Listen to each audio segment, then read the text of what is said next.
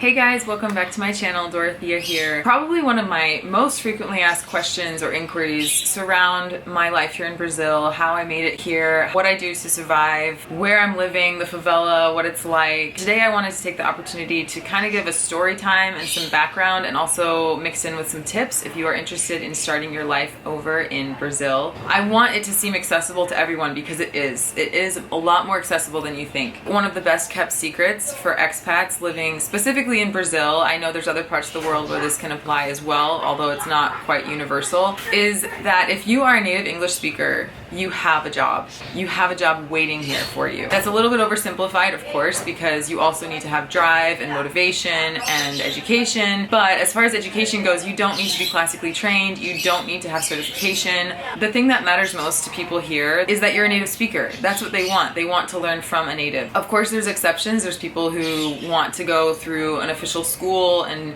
do it that way, but you can be a private English teacher, make your own money, set your own rates, and do your own thing and have clients because there is a plethora of people here that want to learn English. When I touched down in Brazil, I had zero intention of becoming an English teacher. I had just come out with a book that I had written and I was bringing in some revenue from that. I was also doing some online writing for some magazines, some articles. I had a little bit of money tucked away. I was not using a credit card. I was just exclusively using my debit card. But even though I was making money and it was falling into my account in the US and I could withdraw it, I stupidly, very stupidly, was not checking the balance correctly, and I actually overdrew. Because of these overdraft fees, my account actually went into the negative. Between my account falling into the red, having some complications, trying to communicate with my credit union, which is this tiny organization in the US located in Utah, and they're trying to service this girl in Brazil, it was not happening, and it was really frustrating because for a while there I didn't have any money. I had money in my account because it had come out of the red, but my card had been frozen, so I had money sitting there, but I couldn't access it because of this mistake that I made and the repercussion of that, dealing with a tiny credit union. It was just a mess. It was an absolute mess, and I found myself without money, completely zero, no cash, no access to my account, and I was desperate. I was like, whoa, like what am I gonna do? My friend Sergio, he speaks fluent English, fluent Spanish, fluent Portuguese, and some French. He's very intelligent guy, very into languages, and he was working at the time as an English teacher and also a Spanish teacher. And he told me, he's like, if you need to work, then you speak English. Like, why don't you just teach English? It never occurred to me to be an English teacher. I just didn't think I was capable of that, or I don't know. I never needed it, so I never thought of myself as being an English teacher. He really changed something in my mind. He's like, no, you're a native English speaker. People want this. People will hire you. You have a job. Yeah, why not? Use what I have. I have English. People want English. It's a deal, right? The problem, of course, at first is meeting your students, knowing who to talk to, who wants classes. That's where USA Rio English came in. They basically are the middlemen for potential students with potential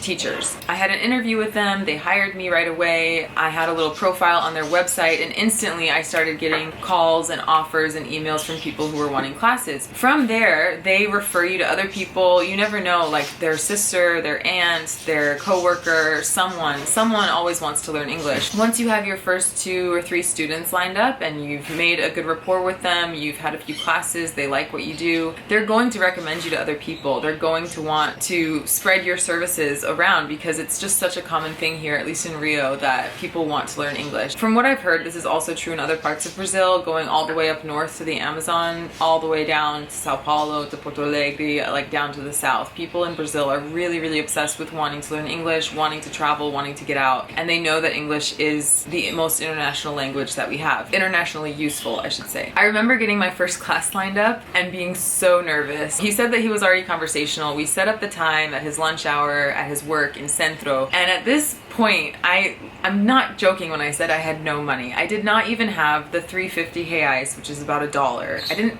have $1, literally not even $1 to my name to get on a bus to go to Centro. I had to sit my ass at the bus stop and ask every bus driver for a free ride, which is called a Corona, until someone accepted me.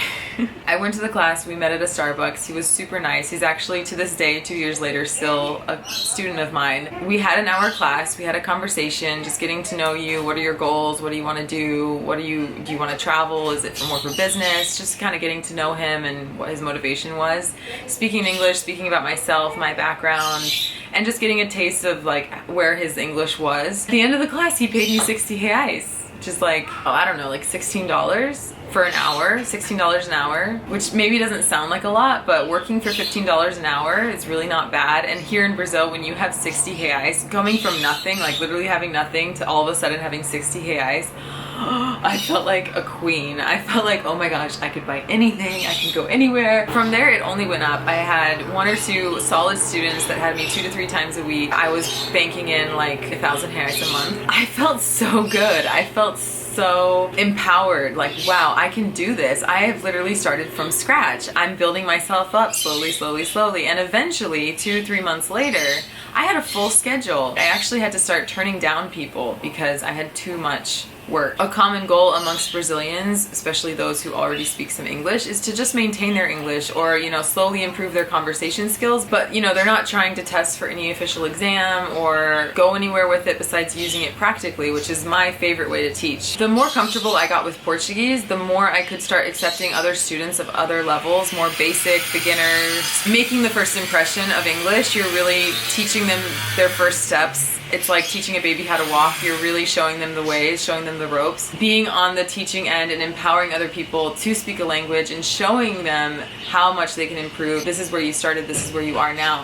It's such a good feeling. It's such a feel-good thing for me. Every student is different. Every student has different goals. Every student is starting at a different level. So that's also a cool, fun challenge for me, to get creative with my lesson planning, to get creative with how I choose to teach. Some people will learn better with visual aids. Other people will just want to have a conversation. Other people will just want to dive into grammar. I know I sound all passionate and riled up about it, and I am to some extent, but at the same time, at this point, 2 years later, I realized that it's not exactly what I want to be doing long term, which is why I'm veering into tattoo. But at the same time, I'm still teaching, and English is still helping me maintain my financial security. It's still a way for me to make friends and meet people. I joke that my English students pay me to be their friend.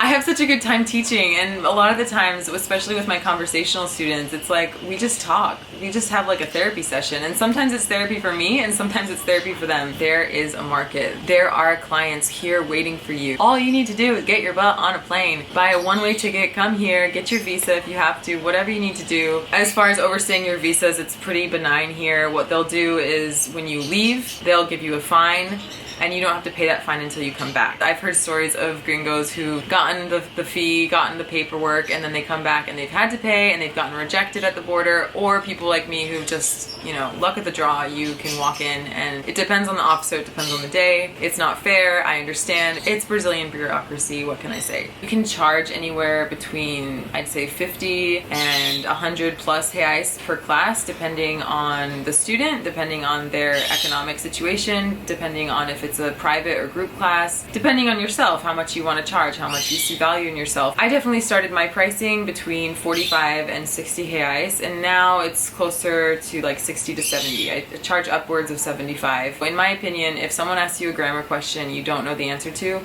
take a note, say I'll get back to you next class, and then the next class come prepared with that information, being able to explain it in a way that is digestible to them and that makes sense. And then maybe set up some examples and trying to use it in real life context so that they can get a flavor for it and use it on the spot, and then that way it stays with them longer. Maybe it's a supplement to what you already have as an income or the money you already have saved. That way you can live in an apartment building. If you don't want to live in the favela, that's totally fine, that's totally possible. I know plenty of people that do that. I choose to live in the favela and just live off of the money I make doing classes. That's a nice way for me to live within my means, and then I also have some money, of course, through YouTube, through essential oils, other avenues that I have that come in that kind of just sit in my account in the US, and that gives me some sense of security as well, knowing I have some money tucked away. The main point of this video is to let you guys know that this type of lifestyle is totally accessible. I used to be you. I used to be in your position. I used to work a dead-end 9-to-5 job in the US. The grind, the daily grind every single day. It was horrible. I really didn't like it, and I decided to change my life. Lots of things happened.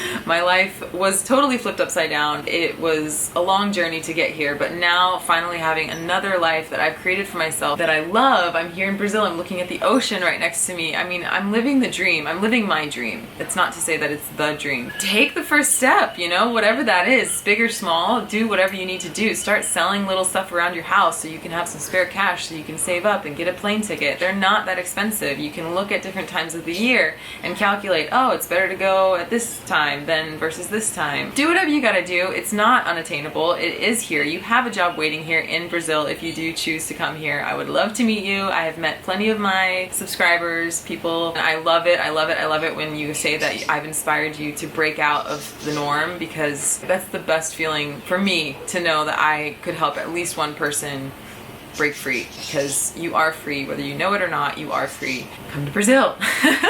Have I convinced you yet? Alright guys, that's all I have today. If you like this video, show me some love, give me a thumbs up, comment down below. All the feedback, all the questions, all the inquiries, totally welcome. I want to hear it all. Follow me on Instagram, Dorothea__V, and subscribe if you haven't, and I'll see you next time.